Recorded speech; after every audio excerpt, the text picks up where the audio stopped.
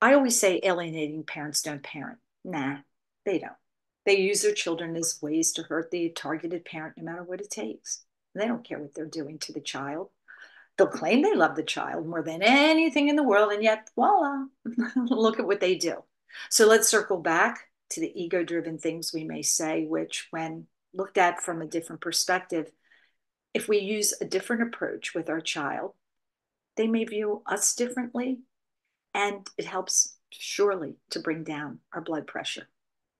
So today I'm going to give you three different approaches to things that all alienated parents have said or say that are more ego driven, and the ways to maybe counter them more than we normally do. There's so many that I've seen, but I've narrowed it down to the three that I've seen quite frequently. And also, I don't want to burden you with a lot of stuff to remember today. So here goes the three most frequently ego driven things that I see that alienated parents do. The first one is questioning the child. So we often will say things when we're with our children and we're hurt and we're upset and we're in despair. Things such as, can't you see what your dad's doing? Can't you see what your mom's doing? Don't you see that your mother's keeping you from me? Can't you see that your dad is interfering with my time with you?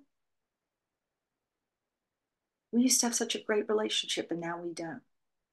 Or, you know why things are so bad? This is because your mother, dot, dot, dot. And then you go into the details of whatever's happening. We don't mean to, but we're stuck. We don't know what to do. And this is ego driven. Look what's happening to me. This is not a great conversation to have with your child because they don't know what's happening. If anything, they will perceive you as blaming the parent who they've aligned with. This is the parent who has told them you're unsafe, you are someone to fear. And if they get the feeling that you are blaming the good parent, your questions, as innocent as they may be, will only serve to backfire. So you don't want to say anything. If you're spending time with your child, spend it the best way that you can. Enjoy the moments. Step back and remember that, they're kids. You can only imagine the indoctrination that they're getting from their parent, and you don't want to feed into it. So I want to share a quick example of a client that I had years ago, no names, no locations, but his concern was he wasn't spending ample time with his child. And he was just determined to let this child know, look what your mother's doing, look what your mother's doing, look what your mother's doing. And that backfired because the truth was, although he had what he considered limited time with his child, he wanted more time.